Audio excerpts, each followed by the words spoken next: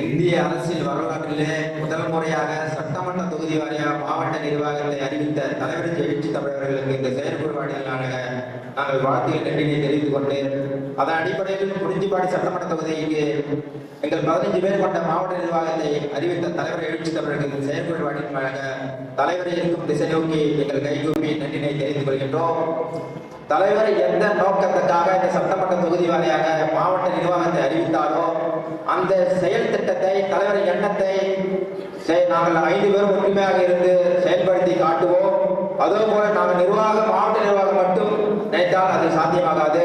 இங்க வந்திருக்கிற ஒவ்வொரு பொறுப்பாளர்களும் ஒவ்வொரு விடுதலை சிறுத்தைகளும் முழு ஒத்துழைப்பு கொடுத்தால் மட்டுமே அதை நாம் வெற்றிகரமாக கொண்டு செல்ல முடியும். அந்த வகையில் நீங்கள் முழு ஒத்துழைப்பு தர வேண்டும் என்று கேட்டுக்கொள்கிறோம். இதில் முதல் நிகழ்ச்சியாக சில பேர் நோட்டீஸ் வராமல் வந்திருக்கலாம், சில பேர் பண கஷ்டமாக தான். அதை நாங்கள் இடத்துல பகிரமாக மன்னிப்பே நாங்கள் கேட்டுக்கிறோம். மாவட்ட நிர்வாக சார் மன்னிப்பு கேட்டுக்கிறோம். அடுத்த நிர்வாக சார்பாக ஒவ்வொரு முகாம் சரி நாங்கள் எல்லா நோட்டீஸ் வரும், எல்லா பொறுப்பாளர்களும் நோட்டீஸ் வரும் என்பதை நான் செயற்கொள்வாக தெரிந்து கொள்கின்றேன். அதே போல நான் சொல்லப்ப இந்திய அரசு வரலாற்று முதல் முறையாக இதுவரை 83 எம்ஜிஆர் தான் சட்டமன்ற தொகுதியில மாவட்ட தலைவர் மட்டும்தான் அறிவித்தாரு. ஆனா இப்போது நடைமுறையில் இருக்கக்கூடியது சில அதிமுக, திமுக, காங்கிரஸ் கட்சியெல்லாம் மாவட்ட தலைவர் மட்டும்தான் அறிவிச்சிருக்காங்க. அது என்னன்னா தேர்தல் வேலை செய்யறதுக்காக அறிவிச்சிருக்காங்க. ஆனா தலைவர் மட்டும்தான் மாவட்ட செயலாளர் நிர்வாகத்தை அறிவிச்சிருக்காரு. இது ஏன் இருக்கிற என்ன சொல்றீங்க எல்லாருக்கும் வாய்ப்பு கொடுக்கறதுக்காக ஒரு தவறான நினைக்கிறீங்க. அப்படி கிடையாது. இது எல்லைகளை சுருக்கி கொடுக்கறதுக்கு காரணம் என்னன்னா உங்களுக்கும் மாவட்ட செயலாளர்களோட இணைப்பை தலைவர் நெருக்கப்பட்டிருக்காரு. ஒவ்வொரு பொறுப்பாளர்கிட்டையும் தலைவர் பேச நாங்க செயல்பட தீர்மானம் பண்ணிருக்கோம். ஒரு அடக்குமுறைக்கு அந்த மண்டல மாநாடு விழுப்புரத்தில் நடக்குது 2003. அப்பதான் முதல்ல தலைவர் நான் உரையை கேட்கிறேன். அதன் பிறகு 2018 சென்னைக்கு படிக்க போகும்போது அப்போது நான் விடுமுறை நாட்கள்லாம் நம்ம ஆபீஸுக்கு போவோம். அப்போது பழக்கம் ஏற்பட்டுச்சு. அதன் பிறகு 2012 அண்ணன் துணைமையர் மாவட்ட இருக்கும் போது மாவட்ட துணையமைச்சர் பொறியாளர் எல்லாம் 2012 2016 வரைக்கும் அண்ணன் எடுத்து பணியாற்றினேன். அதன் பிறகு 2016 இருந்து 2016 ஜனவரி 8ஆம் தேதி வரை மாவட்ட அமைப்பாளர் ஆவண மையத்தில் இருந்து பணியாற்றினேன். அதுக்கு இடைப்பட்ட காலத்துல 2017 இருந்து இந்த நாட்கள் வரைக்கும் சென்னை தலைமையிலிருந்து பணியாற்றிருக்கிறேன். என் பணியால் பார்த்தீங்கன்னா எழுத்து பணி தான். இப்போ நம்ம தமிழ் மண் புத்தகம் வரும் எல்லாமே படிச்சிருக்கும் பொன்னாட்டு புத்தகம் வரல. அந்த புத்தகம் மாதம் 60 புக்கு வருதுன்னா அதுல 20 பக்கம் நான் டைப் பண்ணி புத்தகம் இருக்கும். அதே போல வரலாற்று திருப்பி அண்ணன் கௌதம் சொன்னா ஜேபி 50 தொகுதியில அம்பேத்கர் 7 தொகுதியில எழுதியிருக்காரு. அந்த 50 தொகுதியிலும் என்னுடைய 500க்கும் மேற்பட்ட பக்கம் நாயை டைப் கொடுத்தது. தலைவர் தொகுப்பறையும் அண்ணன் கௌதம் சொன்ன முன்னுரையும் நான் தொகுத்து கொடுத்திருக்கேன். அதே போல இது வரைக்கும் 17 இடைக்கால காலத்துல தலைமையிலிருந்து நான் பணி செஞ்சேன். நான் சொந்தமா தொகுத்த 13 புத்தகம் வெளியிட்டிருக்கிறேன். அது மட்டும் இல்லாம இன்ன வரைக்கும் அண்ணன் எம்பி அவர்கள் போலி இதழ் ஒரு மாதம் 2 மாதம் ஒரு இதழ் எழுதினாங்க. அதுலயும் என் பங்களிப்பு ஒவ்வொரு மாதத்துக்கு அவங்க கேட்டா கொடுப்பேன். கட்சி நிர்வாகி அண்ணன் துணை பொதுச்செயலர் அண்ணன் சிந்தன செல்வன் சட்டமன்ற உடைய அந்த உரையிலேயே இருக்கும். அண்ணன் உஞ்சால 1ஆம் ஆண்டு வெளிமலர் நினைவு மலர் வெளியிட்டாங்க. அதுலேயே எனக்கு 10 மேற்பட்ட ஏமாதம் கேட்டீங்கன்னா அண்ணன் முகமது யூசப் அவர்கள் இறந்தாங்களா அந்த புத்தகம் முழுமையா நான் தான் தொகுதி வெளியிட்டிருக்கேன். இது ஏன் நான் சொல்றேன்னா கட்சி பணி எதுவாக இருந்தாலும் சரி, இது மட்டும் கிடையாது. தலைவர் முகநூல் பக்கத்தில் லைவ் கொடுத்தாலும் சரி, எந்த இடத்துல கட்சி பணி எதுதான் செய்வேன். இந்த பொறுப்பு தான் செய்யலாம் அப்படிலாம் கிடையாது. மாவட்டத்தில் அறிவிச்சாங்க, அது ஜான்சன் இப்படி அறிவிச்சாங்க. அவங்க அறிவிச்சுட்டு போன சொன்னாப்பா எதிர்பார்க்க செயற்குழு பண்ணலாம். செயற்குழு போட்டோம். கட்சியின் கட்டமைப்பு என்ன சொல்லுதோ அந்த அடிப்படையில் செயற்குழு போட்டு நிறுத்தணும். அதுக்கடுத்து தலைவர் 10ஆம் தேதி மாவட்டத்தில் தன்னை திருமணி அறிவிச்சாங்க. அடுத்த நாள்ல இருந்து அவர் என்ன வேலை செய்யறாரோ எல்லா வேலையும் நான் இப்படி அவரோட வேலை செஞ்சிருப்போம். இதை ஏன் சொல்றேன்னு கேட்டீங்கன்னா கட்சி வேலை இதுதான் கிடையாது. கட்சி வேலை எதுவா இருந்தாலும் நான் செய்வேன். எந்த வேலை இப்ப நீங்களே கூட ஏதாவது கட்சி வேலை கொடுத்தாலும் நான் செய்வேன். ஏன்னா கட்சி வேலை நியமிக்கிறது செய்யறதுக்காக தான் தலைவர் நம்ம நியமிச்சிருக்காரு.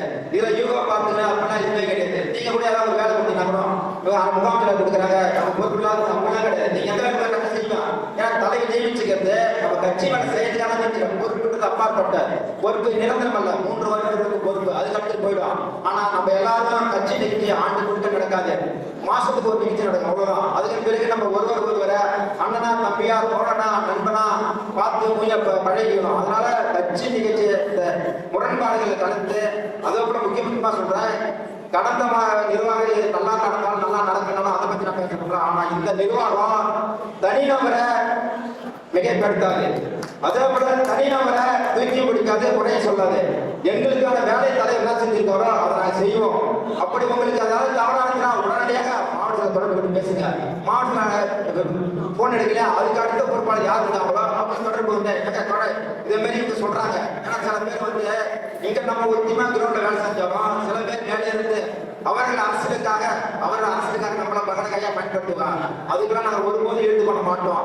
அப்படி ஏதாவது ஒரு தவறு உங்களுக்கு யாராவது சொன்னாங்கன்னா உடனடியாக சம்பந்தப்பட்ட நபர்கிட்ட போன் பண்ணி கேளுங்க, நாங்கள் வந்து விளக்கம் கொடுப்போம். அப்படி இல்லாத பட்சத்தில் அப்படி இல்லைன்னா கூட நாங்கள் நேரடியாக வர சொன்னாலும் நேரடியாக விளக்கம் கொடுப்போம். ஏன்னா இந்த நாங்கள் நிர்வாகத்தை ஆரோக்கியமா கொண்டு போகணும்னு நினைக்கிறோம். எந்த அளவுக்கு ஆரோக்கியமா, எந்த அளவுக்கு நம்ம ஒரே நம்ம தலைவரை முன்னிலைப்படுத்த கட்சி முன்னிலைப்படுத்த அவ்வளவுதான்.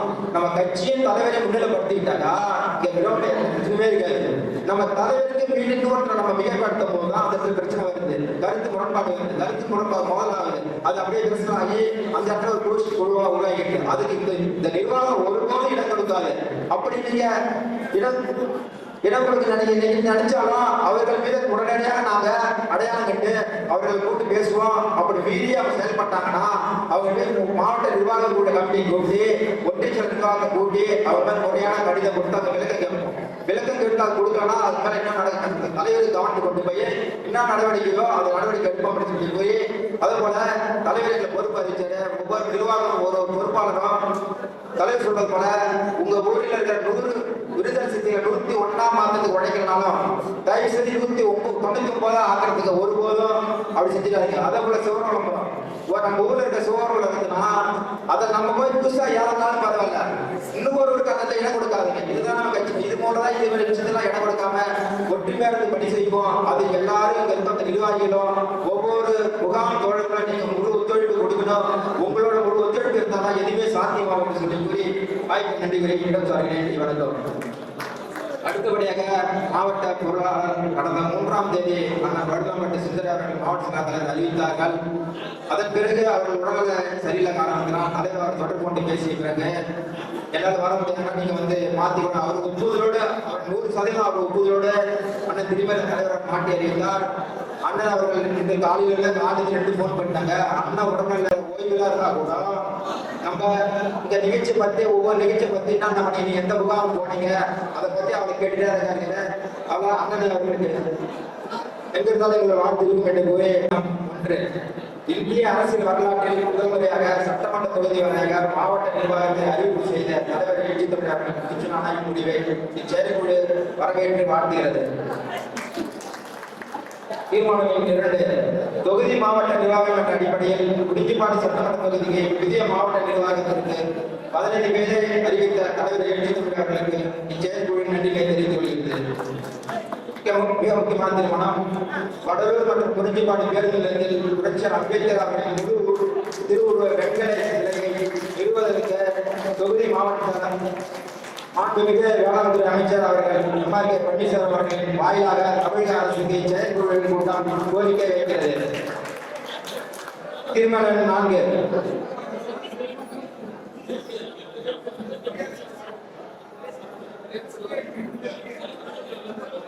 மாநில அமைச்சர் கோரிக்கை என்று பெரியார் சிலையும் அதில் நாங்கள் சேர்த்துக்கொள்கிறோம். தீர்மானம் 5 குளஞ்சாவடி சந்தையில் பள்ளிக்கூடத்துக்கு அருகே உள்ள டாஸ்மாக் கடையை அகற்றுவதற்கு அடுத்த மாவட்ட நிர்வாகம் மேற்கொள்ள வலியுறுத்துகிறது.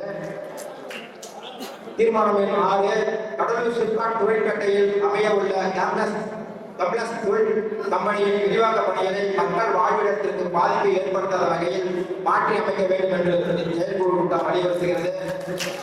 தீர்மானம் 7 குறிஞ்சிப்பாடி சட்டமன்ற தொகுதிக்கு உட்பட்ட விடுதலை சிறுத்தை கட்சியின் BLA முகவர்கள் பயிற்சி கூட்டத்தை விரைவில் நடத்துவது என்று செயற்குழு கூட்டம் முடிவெடுத்துள்ளது. அடுத்ததாக கட்சியின் நேர்களான 1 மாத கைது செயல்திட்டத்தின் அடிப்படையில் குறிஞ்சிப்பாடி சட்டமன்ற தொகுதிக்கு உட்பட்ட அனைத்து முகாம்களையும் மாவட்ட நிர்வாகம் நேரில் சென்று பார்ப்பது எனவும் முடிவெடுக்கப்பட்டுள்ளது. கடைசி தீர்மானம் 10 குறிஞ்சிப்பாடி சட்டமன்ற தொகுதிக்கு உட்பட்ட தலித் மக்கள் வசிக்கும் பகுதிகளில் சமாதான சக்திகளும் புதிய கட்சிகளும் ஊடுருவதை தடுக்கும் வகையில் ஒவ்வொரு கிராமத்தோறும் அரசியல் பயிற்சி கூட்டம் விழிப்புணர்வு கூட்டம் நடத்தப்படும் என்பதை தெரிவித்துக் கொள்கிறோம்.